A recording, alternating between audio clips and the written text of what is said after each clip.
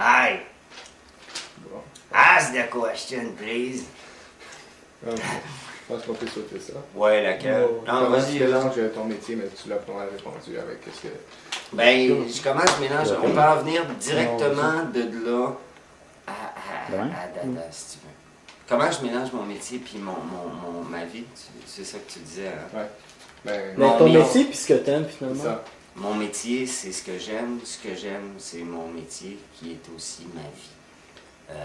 Je suis sorti du dernier show, de l'enregistrement, en fait, du montage du dernier show.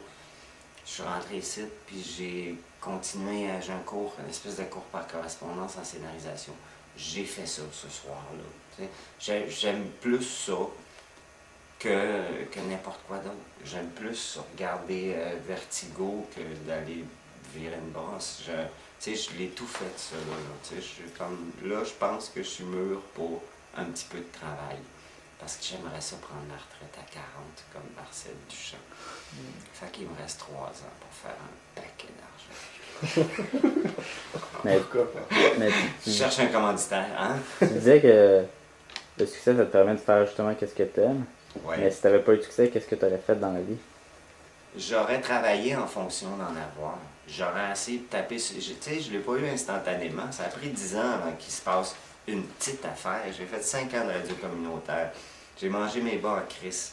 J'avais pas une scène noire, mais vraiment pas une scène pendant plusieurs années. J'ai épuisé toutes les ressources de chômage, de BS possibles, de projets jeunes volontaires, de nomme-les, je les ai tout fait. Et pour pouvoir me permettre d'un jour en faire un métier, mais je savais pas la forme que ça allait prendre. Moi, je pensais que j'allais faire de la radio dans la vie. J'étais sûr que j'allais faire de la radio, j'étais persuadé. Et là, il y a quelqu'un qui est arrivé qui a dit « Ça tente de faire de la télé ?» De là, ça a commencé. Mais la première année de télé, c'était pas une réussite. La deuxième, c'était ordinaire. La troisième, ça a commencé à prendre fort. Quatrième, il s'est défini quelque chose. Cette année, il y a encore des affaires, je pense, qui se sont plus définies. Puis là, l'année prochaine, je joue dans un sitcom. Fait que ça va être comme... Je deviens autre chose télévisuellement. J'appartiens comme... Je m'appartiens plus, là. Je suis comme un comédien. Je trouve ça cool, tu sais. Rien à faire, j'arrive, j'apprends un texte, j'ai du fun. Et je m'en vais du côté du cinéma. Je développe un projet de film, là c'est commencé.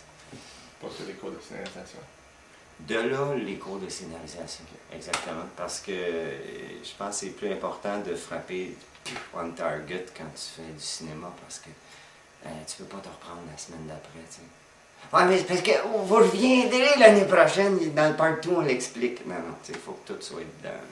Fait qu'il y a un monsieur qui s'appelle Trudy qui donne un cours extraordinaire là-dessus. C'est intéressant, ça n'a pas de bon sens. Et c'est ça, fait que c'est ma job, c'est ma vie. C'est limitatif, hein, mais c'est tellement grand, ça. En fait, ma job, c'est de m'exprimer. Ma vie aussi. Pff, man, really? Alright, I drink to that. Bon, c'est bon. Première année de TV, c'était le studio. Oui. Yeah. C'était dans un magasin de souliers la première année de télé. Il y a des sketchs dans le magasin de souliers. Il y avait des sketchs Il y avait un sketch avec Guy à mener sur les faux souliers. Ah ouais, on allait faire des sketchs dans des centres d'achat, puis dans des... Ça, c'était le fun, ça. Comme on a fait cette année en Ontario, là. En fait, on est allé à une place en Ontario, je sais pas si vous l'avez remarqué. On s'est parqué sur un coin de rue à Ottawa, puis on est resté là 2 jours. Ça a été ça notre tournée de l'Ontario. Ça n'a pas tourné fort. Correct.